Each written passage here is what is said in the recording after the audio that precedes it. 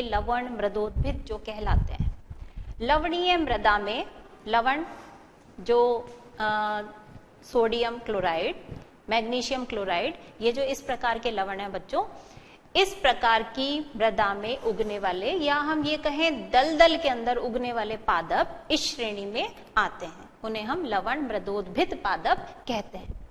अब हर श्रेणी के पादप, जैसा कि हमने पहली दो श्रेणियों में भी देखा था कि जिस वातावरण में ये पौधे रहते हैं उसके अनुसार इनमें कुछ विशेषताएं विकसित हो जाती हैं, जिसके कारण ये उनमें आसानी से जीवित रह पाते हैं, यानी अनुकूलन। तो इसमें कौन कौन से अनुकूलन हमें देखने के लिए मिलते हैं, चर्चा करते हैं हम एक एक करके उसकी। सबसे पहले लवण युक्त मृदा या दलदल में उगने वाले पादप क्या कहलाते हैं? लवण मृदोद्भिद पादप कहलाते हैं। अनुकूलन यदि हम इनके देखें बच्चों, तो सबसे पहली बात यह है कि इनकी जड़ें जो हैं वो कम गहरी हैं। तो पौधे को आधार कौन प्रदान करेगा? इस प्रकार के पादपों में स्तंभ मूल भी विकसित होती है। स्तंभ मूल पौधे को अतिरिक्त सहारा देती है।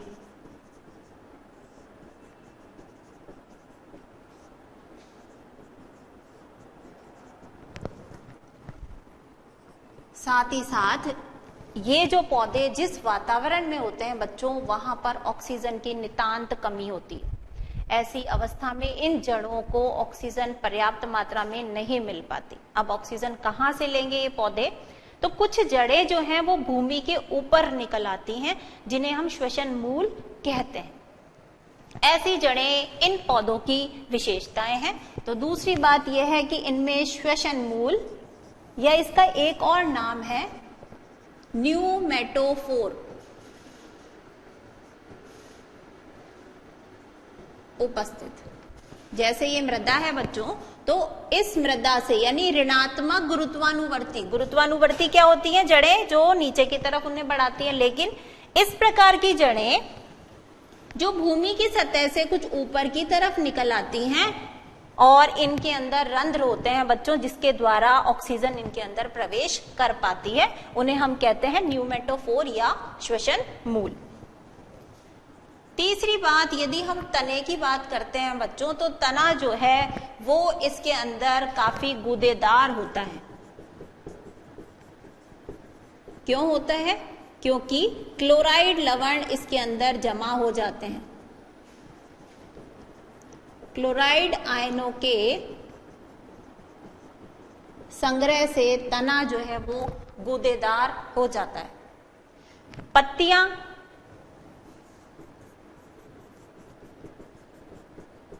छोटी,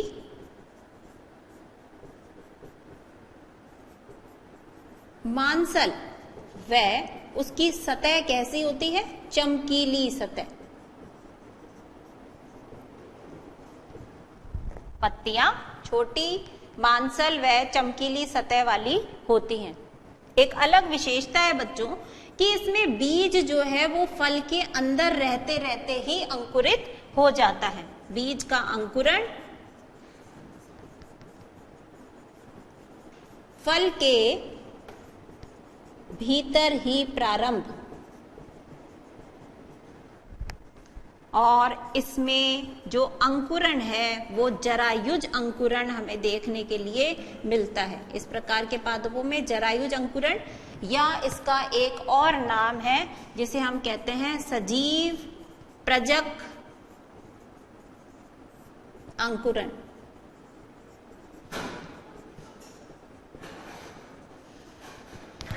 क्या है ये जरायुज या सजीव प्रजक अंकुरण?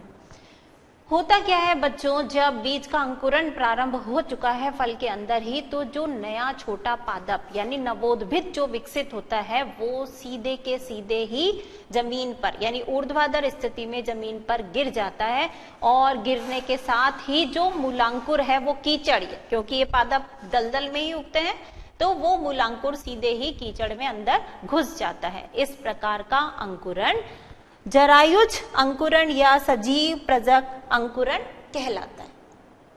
तो इतनी सब विशेषताएं देखने के लिए मिलती हैं हमारे लवण मृदोद्भिद पादपों में। उदाहरण की यदि बात की जाए तो इसका उदाहरण आप लोग लिख लेंगे। एक उदाहरण याद कर लीजिए, राइजोफोरा।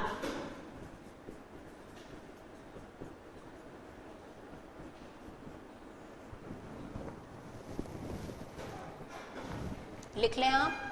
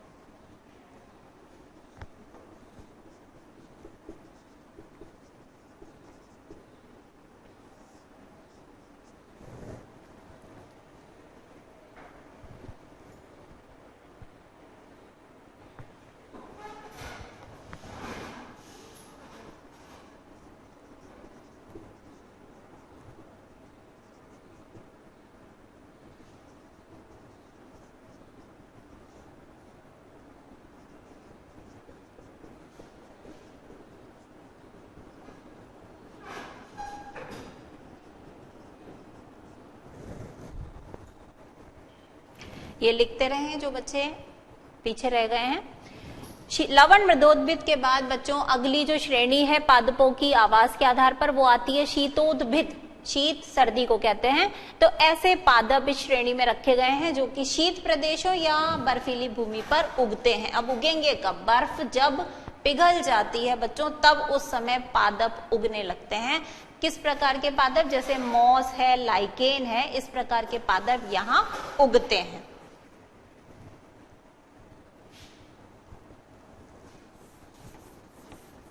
थोड़ा सा मिटा देते हैं।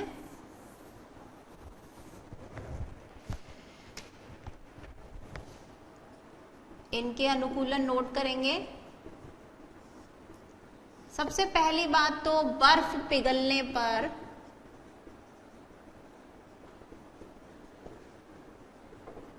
मॉस, शाक व लाइकेन उगते हैं।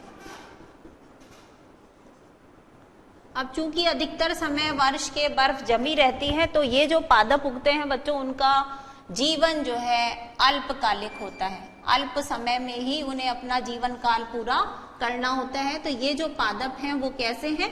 अल्पकालिक पादप है।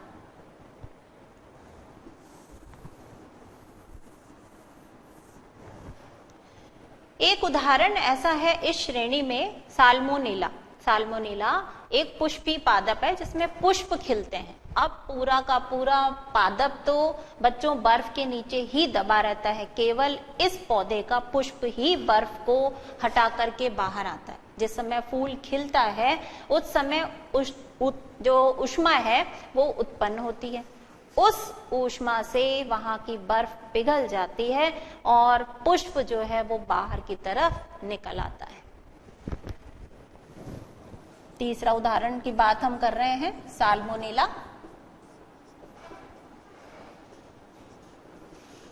केवल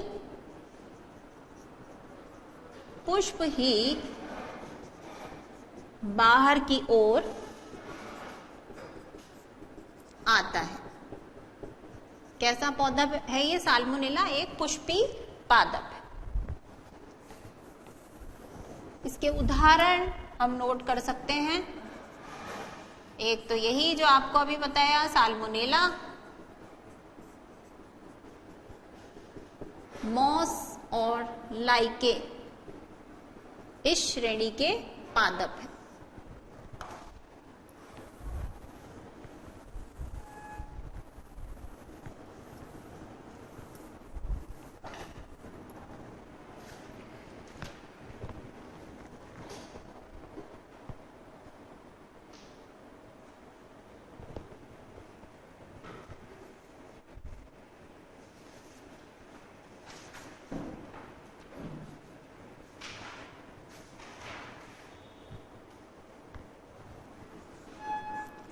पांचवी श्रेणी है बच्चों समोद्भिद। समोद्भिद पादप, ये पादप वो हैं जो सामान्य जल, नमी व ताप वाले स्थानों में उगते हैं।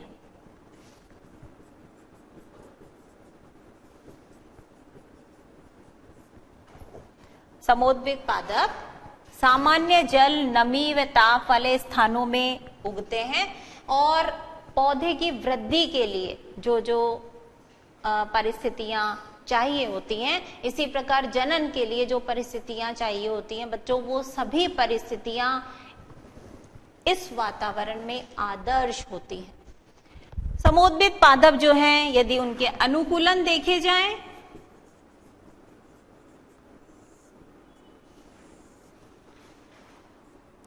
सबसे पहले यदि हम बात करें, जो मूल तंत्र है वो सुविकसित,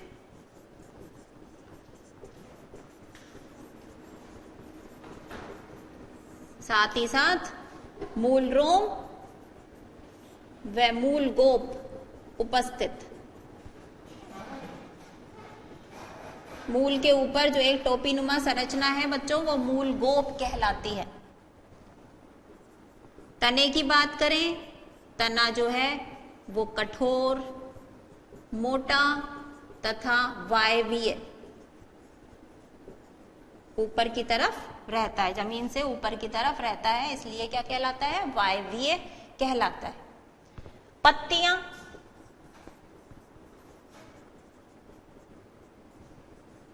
चौड़ी चौड़ी पत्तियां देखने के लिए मिलती है, साथ ही साथ रंध्र जो हैं वो पत्ती की दोनों सतहों पर पाए जाते हैं।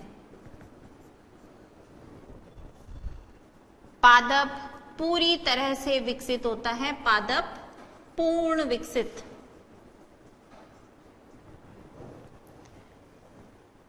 इनके उदाहरण में यदि बात की जाए तो जितने भी उद्यान पौधे हैं और फसली पौधे हैं, उद्यान पौधे व फसली पौधे इस श्रेणी में सम्मिलित किए जाते हैं।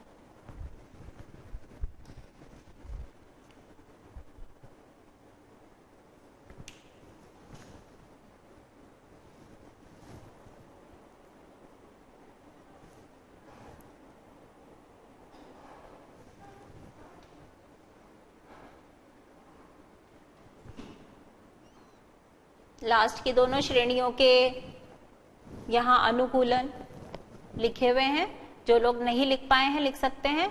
ऊपर शीतोद्भिद लिखा हुआ है, शीत प्रदेशों और बर्फीली भूमि में उगने वाले पादप, उनके अनुकूलन। पहला है बर्फ पिघलने पर मॉस, शाक व लाइकेन जैसे पौधे उगते हैं। इनका जीवन काल कुछ समय का ही होता है, यानी ये पादप अल्पकालिक होते हैं। साल्मोनेला एक ऐसा पादप है जिसमें पुष्प खिलते हैं, लेकिन इस पौधे का केवल पुष्प ही बर्फ को तोड़ करके बाहर आता है। उदाहरण है इसके साल्मोनेला, मॉस और लाइकेन। लास्ट कैटेगरी, लास्ट श्रेणी जो आवास के आधार पर हम पौधों को बांट सकते हैं, समोद्भिद पादप है। सामान्य जल, नमी और ताप वाले स्थानों में उगने वाले पादप इसमें सम्मिलित किए जाते हैं। मूल तंत्र इनमें सुविकसित होता है, मूल रोम और मूल गोप पाई जाती है। तने की बात करें तो तना मोटा कठोर होता है और वायवीय होता है। पत्तियां चौड़ी चौड़ी हैं और रंध्र न सिर्फ ऊपरी सतह पर, निचली सतह पर भी रंध्र पाए जाते हैं। पादप पूरी तरह से विकसित हो जाता है। उद्यान पौधे और फसली पौधे इसके उदाहरण हैं। अब बच्चों, जिस प्रकार हम पौधों को बांट सकते हैं आवास के आधार पर, उसी प्रकार से जंतुओं को भी वर्गीकृत किया जा सकता है आवास के आधार पर। अगला टॉपिक है अपना आवास के आधार पर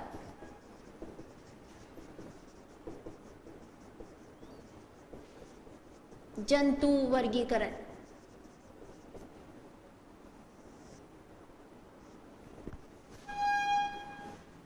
इसमें हम लेंगे बच्चों सबसे पहले जलचर, उसके बाद स्थलचर नाम से समझ में आ रहा होगा आपको। स्थलचर को हम दो श्रेणियों में बांट करके अध्ययन करेंगे, मरुस्थलीय जंतु और शीत आवासीय जंतु।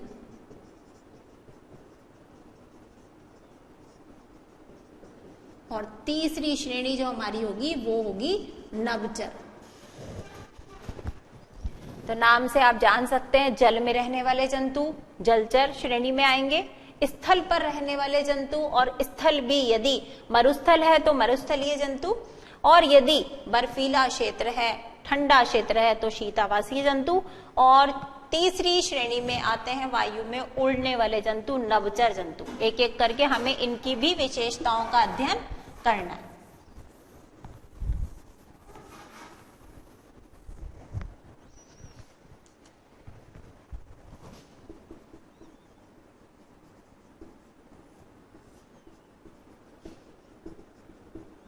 सबसे पहले हम ले रहे हैं जल में रहने वाले जंतु यानी कि जलचर।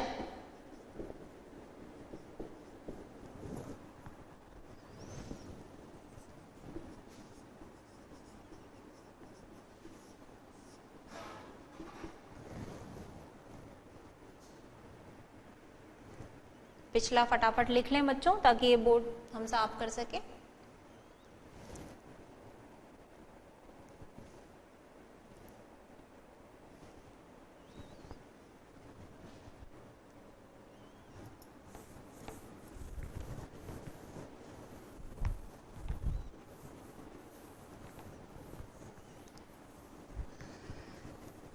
क्या ध्यान में आ रहा है कोई जल में रहने वाला जीव? छोटी छोटी क्लासेस में से हम पढ़ चुके हैं मछली जल की रानी। तो मछली को ध्यान में रखते हुए बच्चों हम इसके अनुकूलन आसानी से याद कर सकते हैं, लिख सकते हैं। हम लिखेंगे इसका अनुकूलन, शरीर जो है इन जंतुओं का अधिकतर कैसा है? नौकाकार है। दूसरी बात, शरीर पर शल्क उपस्थित होते हैं।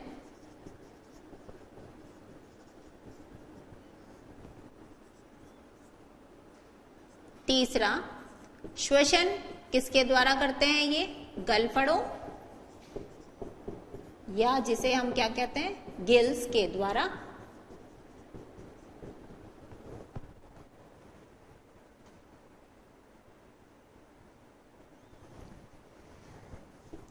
तैरते हैं ये जीव, इसलिए तैरने हेतु पंख पाए जाते हैं।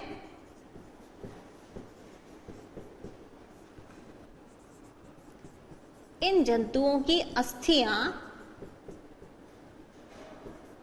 खोखली व हल्की होती हैं ताकि इन्हें तैरने में सुविधा मिले, अन्यथा शरीर इनका भारी हो जाएगा तो तैरने में इन्हें दिक्कत आएगी।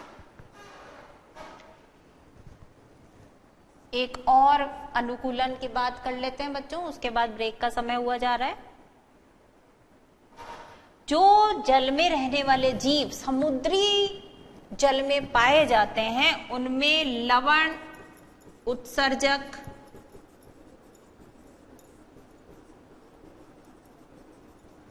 ग्रंथियां पाई जाती हैं। ये केवल किसकी विशेषताएं हैं? समुद्री जंतुओं में।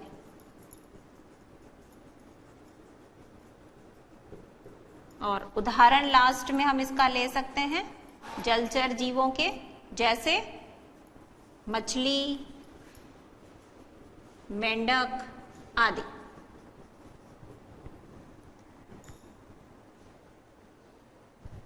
शरीर नौकाकार, शरीर पर शल्क उपस्थित, श्वसन गिल्स के द्वारा तैरने हेतु पंख पाए जाते हैं, अस्थियां खोखली, हल्की और स्पंजी होती हैं। समुद्री जंतुओं में लवण उत्सर्जक ग्रंथियां पाई जाती हैं और उदाहरण है इसके मछली और मेंढक। तो बच्चों लौटते हैं एक ब्रेक के बाद।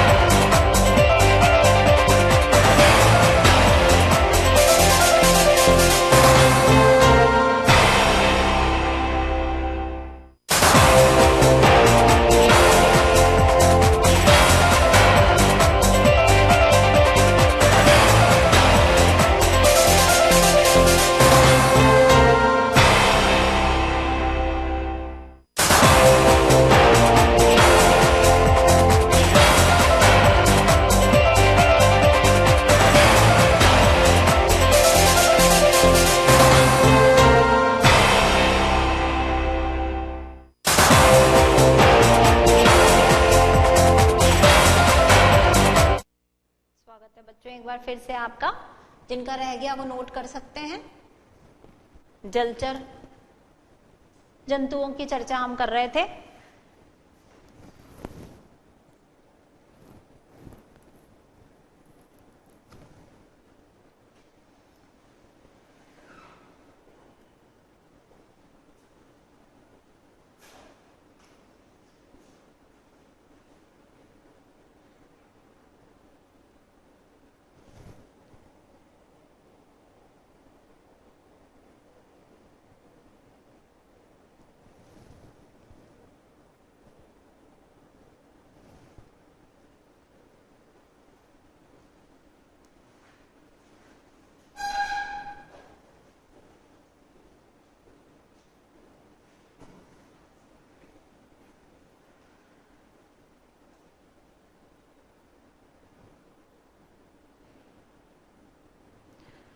आगे हम बात करेंगे बच्चों स्थलचर, दूसरी श्रेणी जो है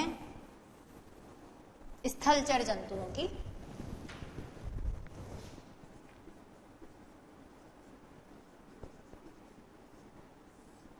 जिसके लिए हम क्या कहेंगे, स्थल पर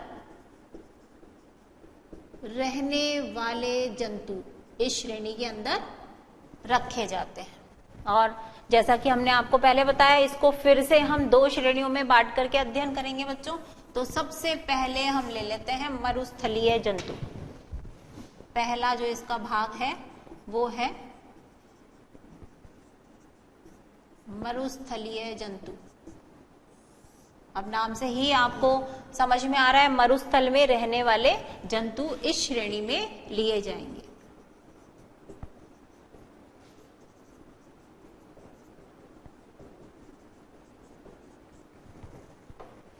इनके अंदर भी बच्चों ऐसी विशेषताएं विकसित हो जाती हैं जिसके कारण ये अपने वातावरण में आसानी से अपना जीवन यापन कर पाते हैं। कौन सी हैं वो विशेषताएं जानते हैं हम।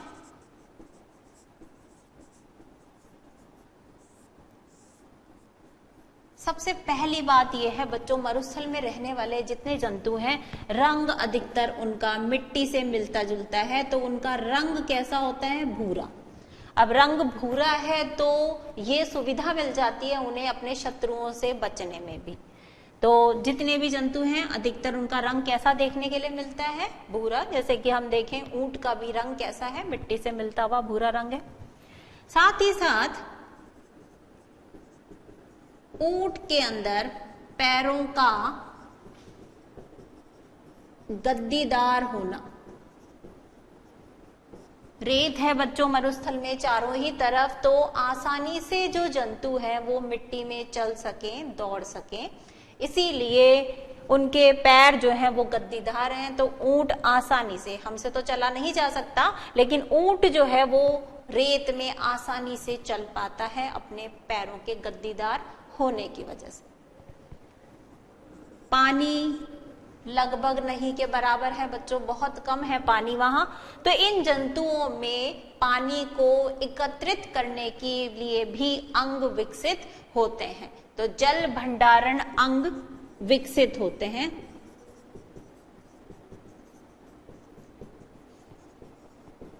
जैसे कि हम सभी जानते हैं, ऊंट कई दिनों तक पानी पिए हुए रह सकता है।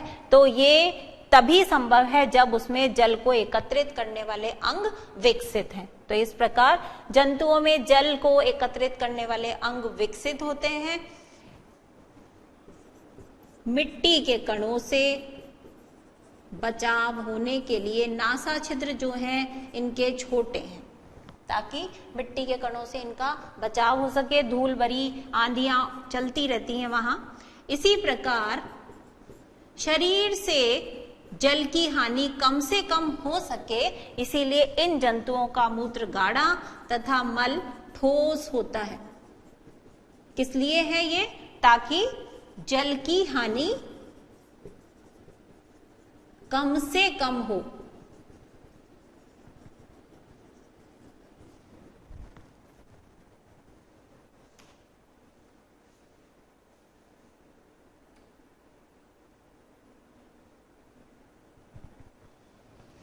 उदाहरण यदि हम मरुस्थलीय जंतुओं के देखें तो एक तो आप सभी जानते हैं ऊंट, दूसरा उदाहरण आप नोट कर सकते हैं मूलाक, ऊंट तथा मूलाक।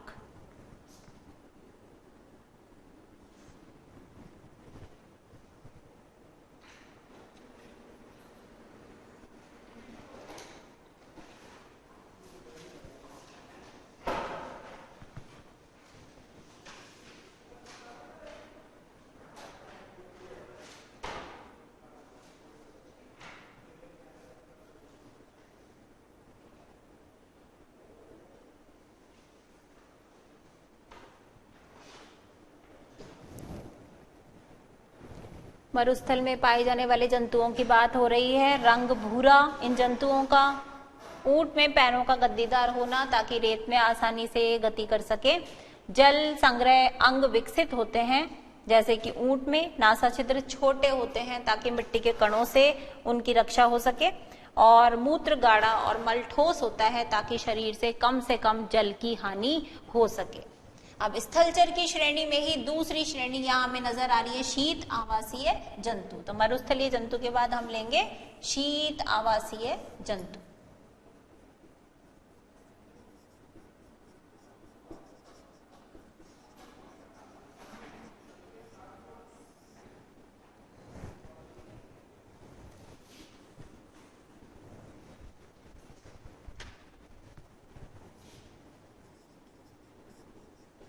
कम तापमान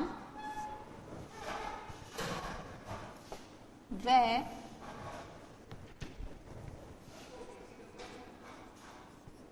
बर्फीले क्षेत्रों में रहने वाले जंतु इस श्रेणी में आते हैं, शीत आवासीय जंतु। यदि इनके अनुकूलन की बात करें बच्चों, इतनी ठंड पड़ती है कि एक सामान्य जो जंतु है वहां आसानी से जीवन यापन उसका संभव नहीं है, लेकिन जो उन्हीं क्षेत्रों में पाए जाते हैं जंतु, उनमें भी ये विशेषताएं पाई जाती हैं ताकि वो आसानी से वहां अपना जीवन यापन कर सके। सबसे पहली बात तो ये है कि बर्फ ही बर्फ है चारों तरफ, तो अपने शत्रु से बचाव के लिए इन जंतुओं का रंग जो है वो श्वेत है, सफेद है, ताकि क्या हो सके, शत्रु से रक्षा वो अपनी कर सके। इसी प्रकार शीत आवासीय जो जंतु हैं उनमें शरीर जो है घने बालों से ढका होता है शरीर पर। दूसरा इसका जो अनुकूलन है, शरीर पर घने बालों का होना। अब ये बाल क्या करते हैं बच्चों, ठंड से सुरक्षा हेतु पाए जाते हैं।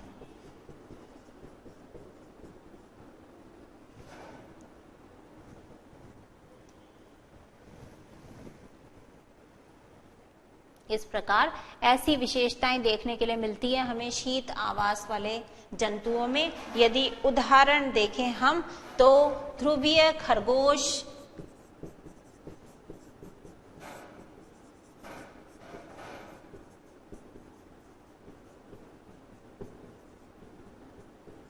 तथा मस्क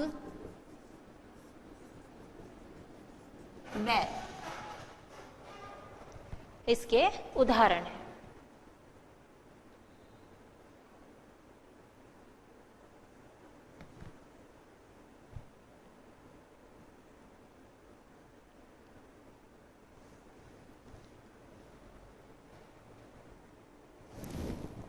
तीसरी श्रेणी जो इसमें रह जाती है बच्चों आवास के आधार पर वर्गीकरण में, वो है हमारे नभचर जंतु।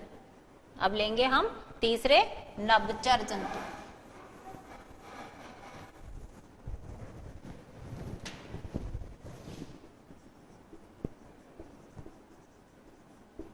नभ यानी आकाश, तो वायु में उड़ने वाले जंतु इस श्रेणी में आते हैं।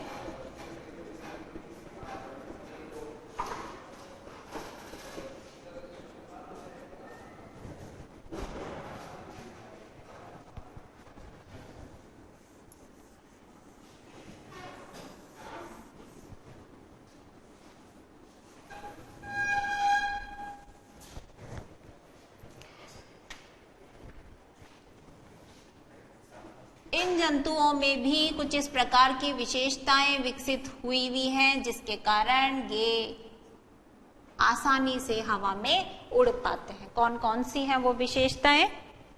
नीचे का लिख लिया होगा आपने।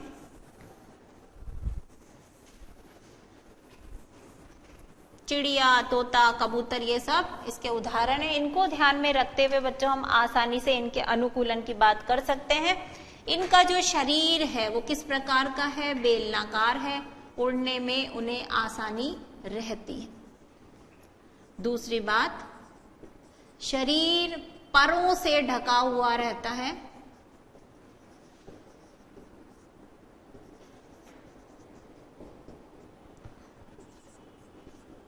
भोजन ग्रहण करने के लिए चोंच तथा शरीर संतुलन के लिए पूंछ उपस्थित होती है।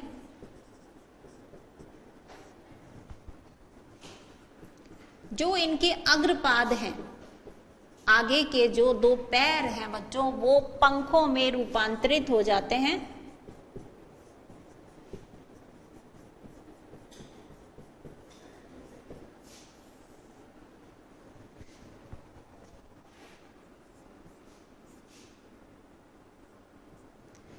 शरीर उड़ना है इनका हवा में, इसलिए बच्चों इनके अंदर क्या है? अस्थियां जो हैं वो हल्की व खोखली होती हैं।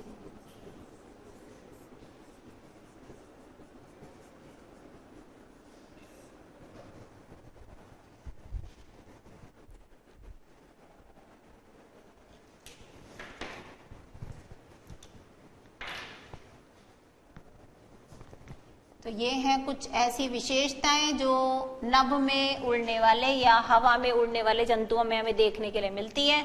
उदाहरण आप आसानी से लिख सकते हैं। चिड़िया, तोता, कबूतर आदि।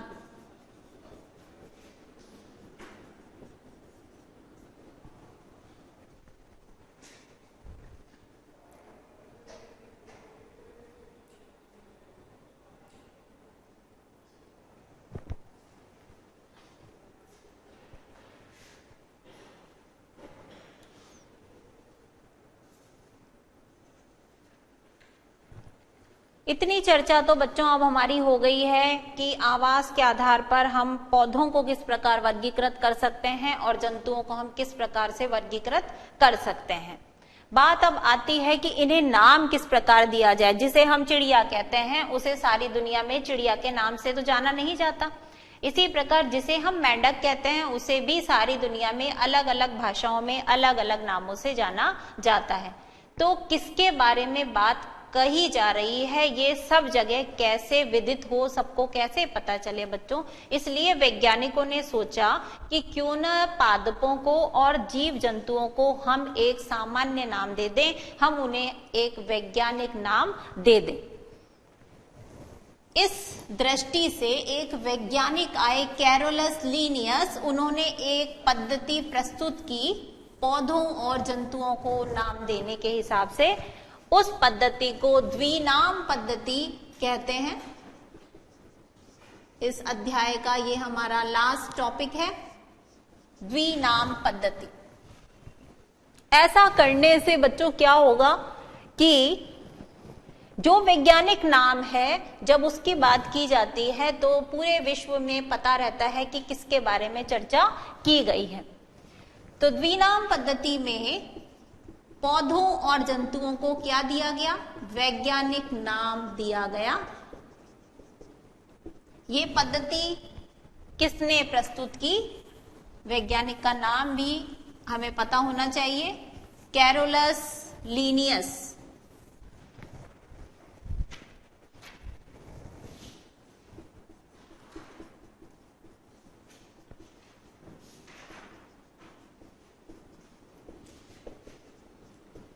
कैरोलस लीनियस द्वारा ये द्विनाम पद्धति प्रतिपादित की गई बच्चों। अब इसमें पादपों को जो नाम दिए गए, पादपों के नाम ICBN,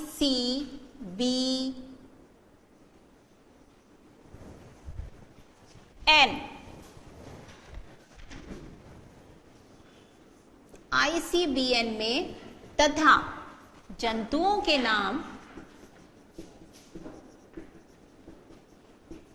ICZN में हैं।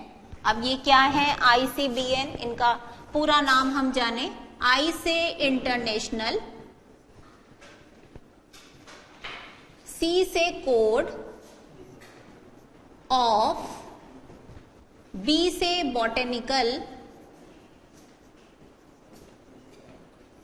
और N से nomenclature. International code of botanical nomenclature, इसके अंदर पौधों के नाम अंकित हैं और इसी प्रकार I से वही इंटरनेशनल कोड ऑफ, Z से जूलॉजिकल नॉमेनक्लेचर में जंतुओं के नाम अंकित हैं। अब जो प्रणाली प्रस्तुत की गई बच्चों, जरा हम इसको जाने। नाम जो भी दिया गया, चाहे वो पौधे को दिया गया या जंतु को, उसके दो भाग थे। जैसे हम सभी के नाम में एक हमारा फर्स्ट नेम होता है और दूसरा हमारा लास्ट नेम होता है। कई कई लोगों के मिडिल नेम भी होता है। जैसे मान लीजिए अशोक कुमार, तो अशोक उसका फर्स्ट नेम हो गया, कुमार उसका लास्ट नेम हो गया। यदि अशोक कुमार शर्मा है तो Ashok first name, Kumar middle name और शर्मा फिर लास्ट नेम हो जाएगा। तो उसी प्रकार से जंतुओं और पौधों को जो दो नाम दिए गए, उसमें से पहला नाम उसके वंश को बताता है। दो नाम, या हम ये कहें दो घटक हैं नाम में।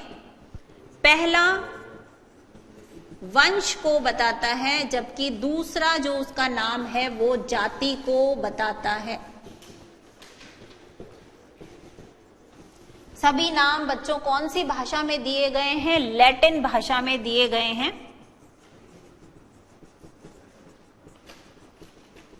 लेकिन जब हम उन्हें अंग्रेजी में लिखते हैं तो बच्चों उन्हें कुछ तिरछा लिखा जाता है, यानी इटैलिक में लिखा जाता है। और इटैलिक में लिखने का मतलब क्या है? कुछ तिरछा। कैसे? अभी हम एक उदाहरण में देखेंगे। साथ ही साथ उन दोनों नामों को अलग अलग रेखांकित किया जाता है।